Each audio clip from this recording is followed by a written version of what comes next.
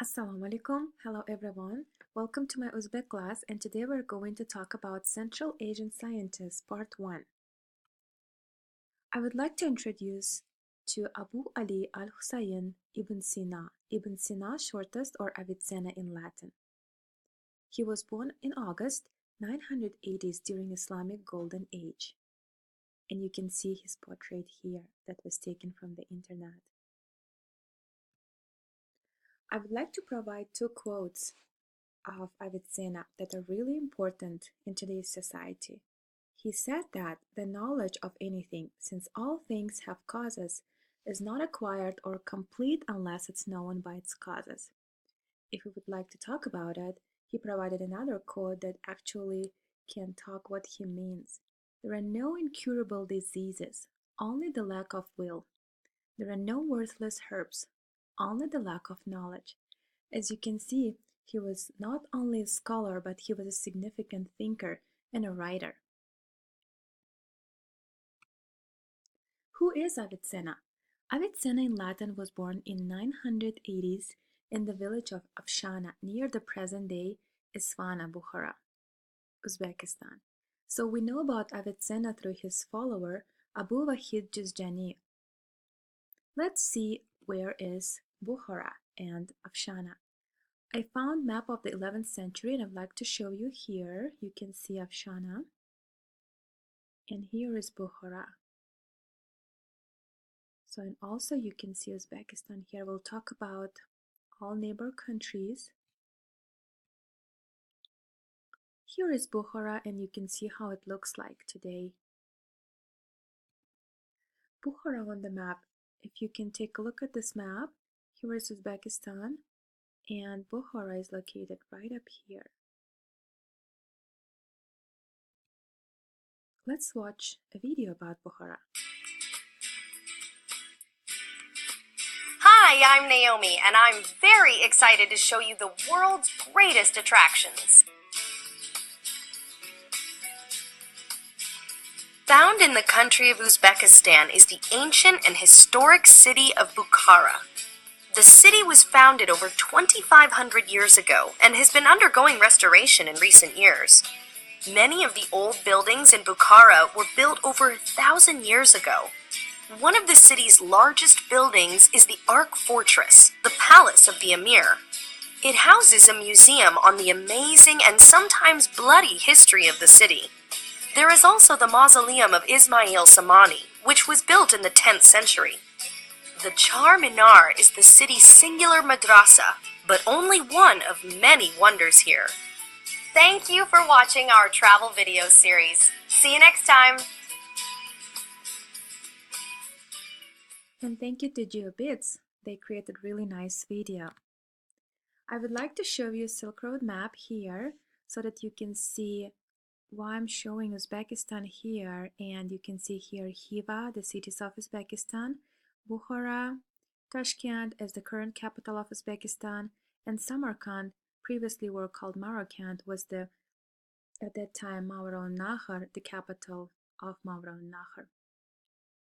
I'd like to show you here Caspian Sea, and the reason why I'm showing you, Abu Ali ibn Sina left to Caspian Sea after his dad passed away. Since we talked about Silk Road, I would like to show you cities of Silk Road. Most of the cities in Uzbekistan are the cities of Silk Road. As you can see here, Tashkent, Samarkand, Bukhara, Khiva, and we do also have some cities of our neighbor countries like Kyrgyzstan and Turkmenistan. So I talked about Mowara-an-Nahr. That means the land beyond river, and it's hard to pronounce, but it is known in the West as Transoxiana or Transoxania, located beyond, in Greek, the Oxus River, and currently it calls Sirdarya, and Darya in Uzbek means river, and in Persian as Fararud, beyond the Amudarya. Amudarya is river as well. Let's talk about Central Asia. Today, Uzbekistan is in Central Asia, and Central Asia consists of 5 countries: Uzbekistan, and capital is Tashkent, Turkmenistan, capital is Ashgabat. Tajikistan, capital is Dushanbe. Kyrgyzstan, Bishkek, and the big Kazakhstan here. The capital is Almaty.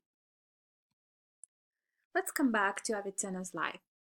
Avicenna received his primary education from his father, Abdullah, who was a scholar from Balkh, Afghanistan.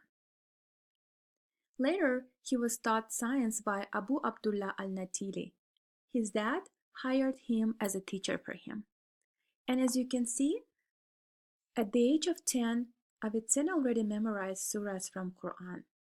And when he was 14, he showed his surpass in elementary logic. Then he started focusing on medicine when he was 16. And finally, when he was 21, he started writing academically. Avicenna established himself as a respected physician. And honestly, he was a true polymath, Persian polymath, who dedicated his life to in the study of literary studies, philology, philosophy, science, medicine, astrology, and astronomy, psychology, pharmacology to geology, and physics and chemistry. So as you can see, he was interdisciplinary scholar. He was also a poet, an Islamic scholar, and theologian. I would like to read a couple of his lyrics, genre of the poem. And bear with me, it was translated by Shah Islam, Shamur Ahmedov, and others. But I think it would be interesting to see. And if you would like to read in Uzbek, and if you know Uzbek, you can see this link, and you are welcome to go and read other poems.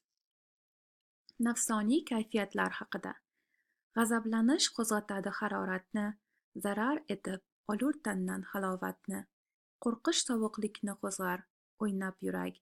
Haddan oshsa, ba'zan odam bo'lgay halok. Shodu xurram kechsa hayot yayrar badan.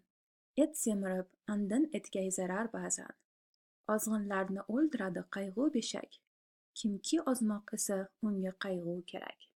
So as you see in Uzbek, you can understand the meaning of nafsani kayfiyatlar haqida is when the people are, thinking about different things. And if you translate it, you can feel how he was different and tried to, through his poem, to explain how people are feeling, for example.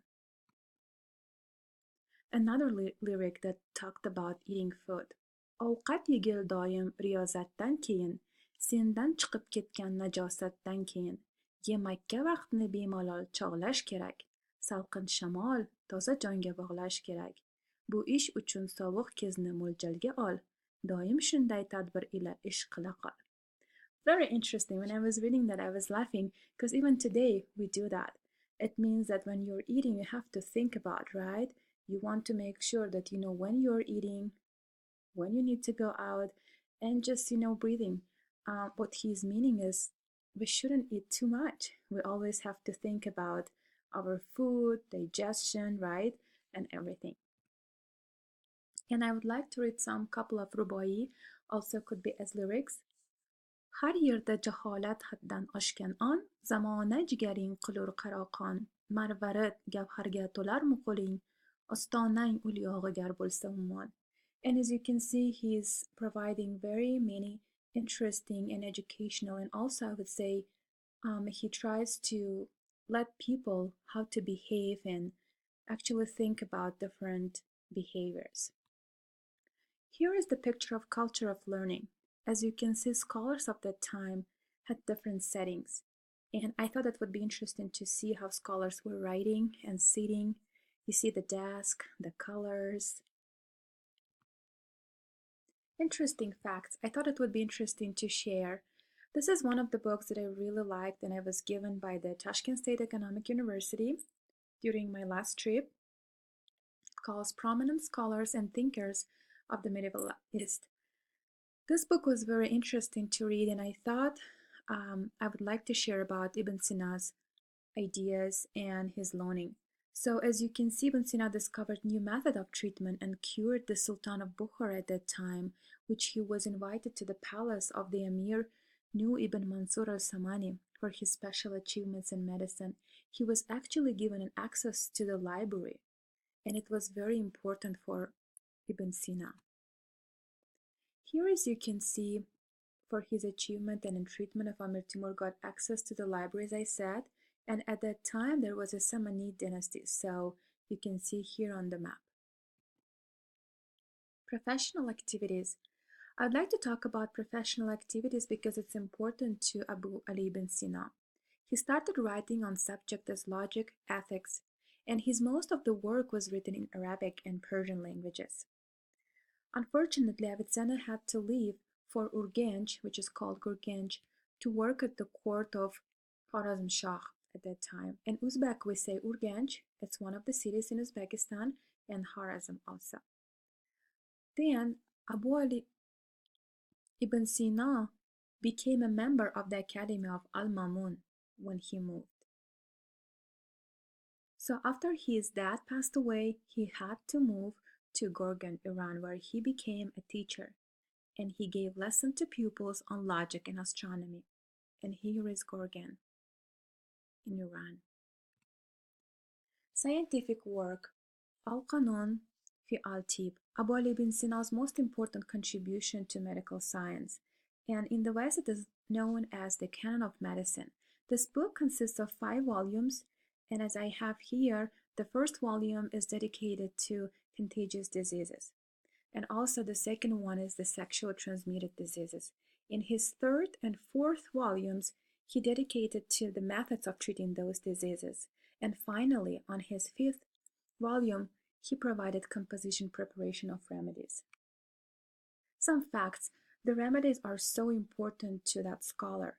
Avicenna moved to Isfahan, Iran, in the company of Ala al-Dawla, and he got sick with colic. So, as you know, it's a severe pain in abdomen. So he cured himself with celery seeds by preparing remedy.